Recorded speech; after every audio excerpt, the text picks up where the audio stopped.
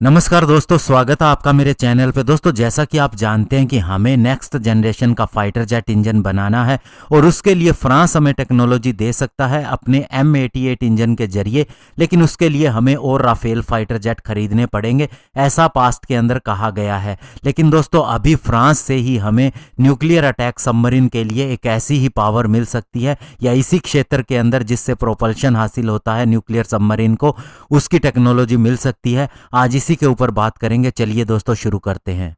तो दोस्तों, सबसे पहले मैं बताना चाहूंगा कि सबमरीन के एरिया के अंदर इंडिया काफ़ी ज़्यादा तरक्की करने की उम्मीद रखता है।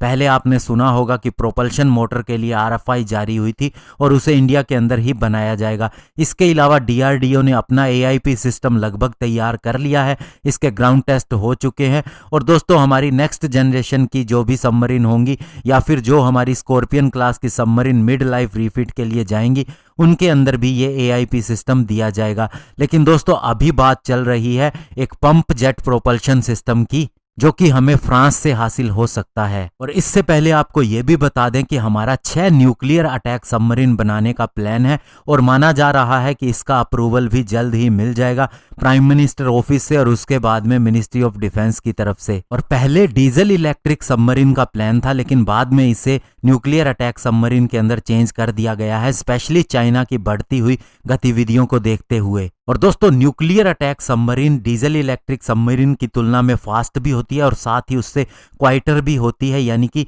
इसके अंदर स्टेल्थ प्रॉपर्टी ज़्यादा होती है, क्योंकि इसका एकॉस्टिक लेवल काफ़ी ज़्यादा कम होता है, यानी जो शोर करने की क्षमता होती है या शोर जो होता है इससे वो कम होता है और इसीलिए ये डिटेक्ट भी नहीं हो पाती या डिटेक्ट होना इनका मुश्किल होता है। और इसी के लिए अब नेवी चाहती है कि इसके अंदर एक ट्रेडिशनल प्रोपेलर की जगह पर एक पंप जेट प्रोपल्शन सिस्टम लगाया जाए, जो स्पेशली न्यूक्लियर अटैक सबमरीन के लिए तैयार किया जाता है। और जैसा कि इसके नाम से ही स्पष्ट है कि पंप जेट प्रोपल्शन सिस्टम, यानी कि ये सबमरीन को आगे बढ़ने में मदद करता है, लेकिन ये एक पानी की जेट या पानी की एक तेजी से आगे बढ़ती हुई धार पैदा करता है और जिसकी वजह से सबमरीन को गति मिलती है। लेकिन इसका फ़ायदा कन्वेंशनल जो प्रोपल्शन सिस्टम होते हैं उनकी तुलना में ये होता है कि इससे किसी भी तरह का कैविटेशन पैदा नहीं होता या कम होता है। ये एक तरह से दोस्तों हम कह सकते हैं कि जो बुलबुले या जो बीच में वेपर्स वगैरह क्रिएट होता है जो प्रोपल्शन सिस्टम के अंदर, वो इसके अंदर नहीं होता। और ये भी कहीं ना कहीं इसके अकोस्टिक सिग्नेचर या जो इसके